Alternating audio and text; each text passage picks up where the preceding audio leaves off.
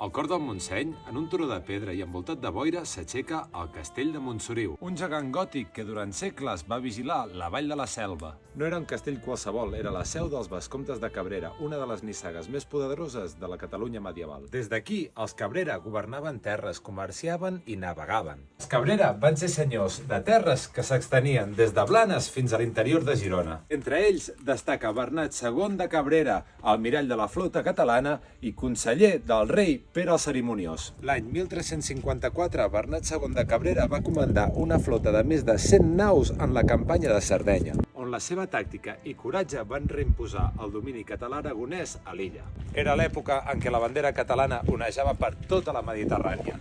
Quan tornava a casa, Bernat trobava en Montsoriu no només una fortalesa, sinó també un símbol del poder i de llibertat de la seva terra. Els temps de glòria van acabar i van donar pas al temps de tempestes. Durant la Guerra Civil Catalana, Montsoriu va ser assetjat per les tropes reials del rei Joan II. Les forces de Montsoriu, fidels als Cabrera i lleials a la Generalitat, van aguantar un llarg i duríssim setge. Els enemics encerclaven el turó, tallaven l'aigua, tots els subministraments, cremaven els boscos, però tot i així, el castell de Montsoriu no va caure. Cap exèrcit en va poder trencar els seus murs, només la fam i el curs de la guerra va obligar els seus defensors a abandonar el castell. Montsoriu mai va ser pres per la força. Des d'aleshores, el castell de Montsoriu és símbol de la resistència catalana, de fidelitat i lleialtat davant de l'absolutisme. Avui, les seves pedres encara expliquen aquesta història, una història de poder, de mar i de guerra, però també de llibertat, d'orgull i dignitat. El castell de Montsoriu és més que una ruïna, és la memòria de Catalunya feta a pedra.